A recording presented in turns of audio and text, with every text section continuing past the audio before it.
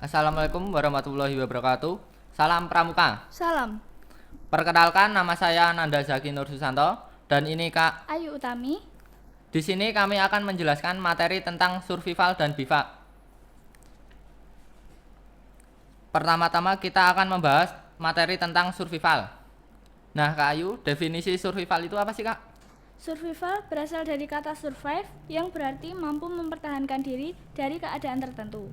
Survivor adalah orang yang sedang mempertahankan diri dari keadaan yang buruk. Definisi survival menurut pencinta alam yaitu S. Sadar dalam keadaan gawat darurat. U. Usahakan tetap tenang dan tabah. R. Rasa takut dan putus asa hilangkan. V. Fasilitas tingkatkan. I. Ingin tetap hidup selama tujuannya. V. Variasi alam bisa dimanfaatkan. A. Asal mengerti, berlatih, dan tahu caranya. L. Lancar, salaman, selimut, dan selamat. Jika tersesat, yang perlu ditekankan yaitu stop, yang artinya S yaitu stop atau berhenti dan duduklah. T. Think atau berpikirlah. O atau observe yaitu amati keadaan sekitar. P. Planning yaitu buat rencana mengenai tindakan yang harus dilakukan. Nah, Kak Ayu, apa saja yang harus dimiliki oleh seorang survivor? Yang harus dimiliki oleh seorang survivor yaitu siap mental, kondisi tubuh yang kuat, pengetahuan meliputi cara membuat bivak, memperoleh air, mendapatkan makanan, membuat api, orientasi medan, dan mencari pertolongan. Pengalaman dan latihan yang meliputi mengidentifikasi tanaman dan membuat trap. Peralatan yang meliputi kotak survival dan pisau. Lalu apa saja sih kebutuhan dasar survival itu? Kebutuhan dasar survival yang pertama, air. Dalam keadaan normal dan sehat, seseorang dapat bertahan sekitar 20-30 hari tanpa makan. Tetapi seseorang hanya dapat bertahan hidup 3-5 hari tanpa air. Syarat fisik air bersih yaitu tidak berwarna, tidak berbau, dan tidak berasa. Air yang tidak perlu dimurnikan yaitu air hujan atau tampung dengan ponco dan daun yang lebar dan alirkan ke tempat yang disediakan. Dari tanaman rotan atau potong setinggi mungkin, lalu potong pada bagian dekat tanah. Air yang menetes dapat langsung ditampung atau diteteskan ke dalam mulut. Dari tanaman, air yang terdapat pada bunga atau kantong semar dan lumut. Air harus dimurnikan. Air sungai tergenang, air yang didapatkan dengan menggali pasir di pantai, air di daerah sungai yang kering, dan air dari batang pisang. Selain air, apalagi nih, Kak, yang menjadi kebutuhan dasar survival? Kebutuhan dasar survival selain air yaitu makanan.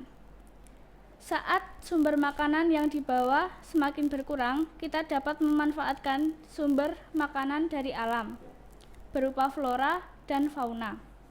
Bagian tumbuhan yang dapat dimakan yaitu batang, daun, buah, dan akar. Patokan memilih makanan. A. Makanan yang dimakan kera dan dimakan manusia. B. Berhati-hatilah pada makanan dan buah yang berwarna mencolok. C. Hindari makanan yang mengeluarkan getah putih seperti sabun kecuali sawo. D. Tanaman yang akan dimakan dicoba dulu, dioleskan pada lengan, tangan, bibir, lidah, dan tunggu sesaat. Apabila aman, bisa dimakan. E. Hindari makanan terlalu asam dan pahit. F. Untuk makanan yang mengandung karbohidrat memerlukan air yang sedikit. G. Makanan ringan yang dikemas akan mempercepat kehausan. H. Makanan yang mengandung protein membutuhkan air yang banyak. Tumbuhan yang dapat dimakan yaitu dari batangnya bambu muda dan sagu, dari daunnya selada air dan rasa mala, dari akar dan ubi jalar dan talas, dari buahnya arbei dan asam jawa. Yang bisa dimakan seluruhnya jamur merang, dan jamur kayu.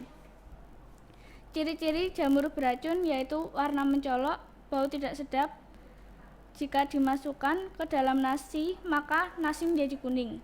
Sendok menjadi hitam apabila dimasukkan masakan. Bila diraba hancur, punya cawan, tumbuh di kotoran hewan, dan mengeluarkan getah putih. Binatang yang bisa dimakan yaitu belalang, kadal, dan ular di sepertiga bagian tubuh tengahnya. Binatang yang tidak bisa dimakan yaitu yang mengandung bisa seperti lipan dan kalajengking, mengandung racun seperti penyu laut, dan mengandung bau khas seperti singgung. Nah, adik-adik, tadi kan Kak Ayu sudah menjelaskan materi mengenai survival. Sekarang kita akan lanjut ke materi bivak. Kak Ayu akan menjelaskan definisi bivak.